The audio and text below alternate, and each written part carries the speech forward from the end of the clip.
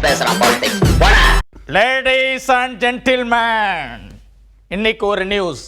மத்திய பிரதேச மாநில புர்ஹான்பூரில் ஒரு போர்டு வச்சுருக்காங்க. அந்த போர்டில் இங்கிலீஷ் பேசலான்னு ஆசையா இங்கே வாங்கன்னு எழுதியிருக்கு. அந்த பக்கம் அம்புகுறி போட்ட ஏரியாவில் பார்த்தா ஒரு கடை இருக்கு. ஓ, இப்போ ஸ்போக்கன் இங்கிலீஷ் பேசுறதுக்கெல்லாம் கடையிலையும் சொல்லி கொடுக்குறாங்களா?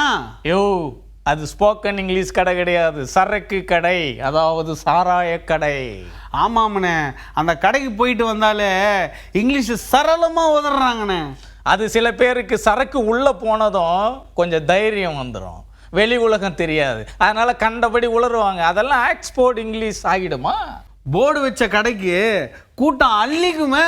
என்ன இருந்தாலும் இது தப்பான செய்தி. இது பள்ளி மாணவர்கள் கூட பாதிக்கும்னு போர்டு வச்சவங்க மேல நடவடிக்கை எடுக்க அந்த ஊர் கலெக்டர் உத்தரவு போட்டிருக்காங்களாம். அடடா, வட போச்சே. நம்ம ஊர்ல இருக்கிற சரக்கு கடையெல்லாம் ஜனங்க இங்கிலீஷ் படிக்கிறதுக்காக திறந்து வச்சிருக்காங்கன்னு நினைச்சிடாதீங்க.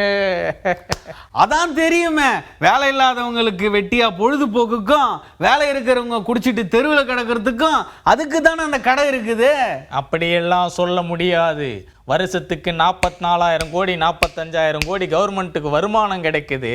அதான் பேப்பர்ல படித்தேன். சரக்கு சம்பந்தமா எல்லா மேட்டரும் தெரியும்ண்ணே. ஆனால் 2017ஆம் ஆண்டில் ஒரு ஆராய்ச்சி பண்ணியிருக்காங்க. என்னன்னு, எத்தனை ரவுண்ட் அடிச்சா இங்கிலீஷ் சரளமா பேசலாம்னா? ஓரளவுக்கு சரிதான்.